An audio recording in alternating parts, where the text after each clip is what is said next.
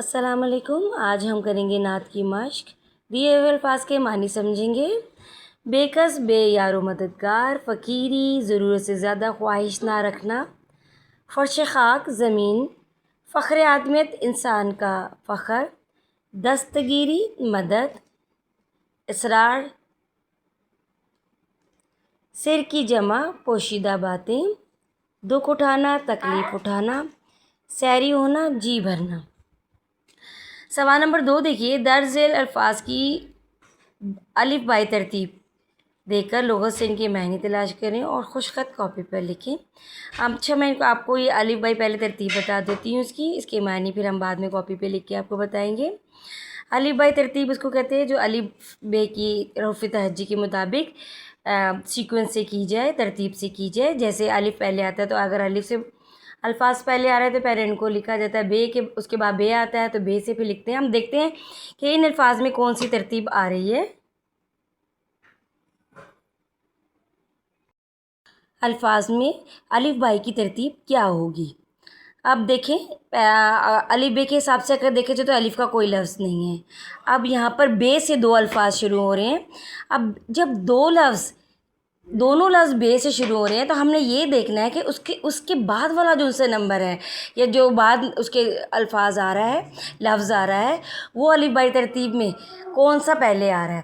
تو یہاں پہ ہم دیکھتے ہیں بچھونا، یعنی دوسرا جو لفظ بے کے بعد چے آ رہا ہے تو وہ ہمارا پہلا لفظ ہوگا۔ ہم اس کی ترتیب پہلے ہوگی، پہلے سب سے پہلے بچھونا آئے گا، پھر اس کے بعد بزم آئے گا۔ بزم اس لیے بعد میں آئے گا کہ الف بائی ترتیب کے اگر آپ دیکھیں حروف تہجی کے اندر تو چے کے بعد زے آتا ہے، یعنی بے کے بعد جو لفظ آیا ہے وہ زے بعد میں آتا ہے۔ تو ہم دوسرے نمبر پہ لکھیں گے بزم، تیسرے نمبر پہ آئے گا جھاڑا، چوتھے نمبر پہ آئے گی رحمت اور پانچویں نمبر پہ آئے گا قسمت۔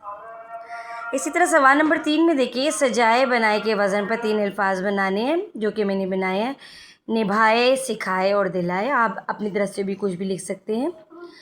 اب اگلے شعر آگے دیکھیں، الف شعر ہے، درج ذیل اشعار پر پڑھ کر ان کا مفہوم بیان کریں۔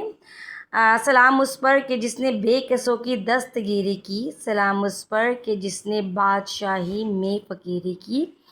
اس کا میں آپ کو مفہوم سمجھاتی جاتی ہوں۔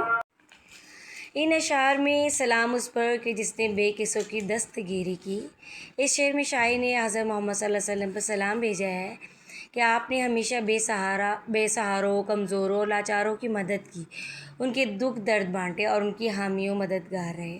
سلام اس پر کہ جس نے بادشاہی میں فقیری کی۔ یہاں شاعر بتاتا ہے کہ اگرچہ حضور صلی اللہ علیہ وسلم کو دنیاوی بادشاہت حاصل ہو سکتی تھی، مگر آپ صلی اللہ علیہ وسلم نے سادگی، قناعت اور فقیری کو اختیار کیا۔ آپ صلی اللہ علیہ وسلم نے دنیاوی جاہ و جلال کو ٹھکرا کر عاجزی، انکساری اور سادہ زندگی گزاری۔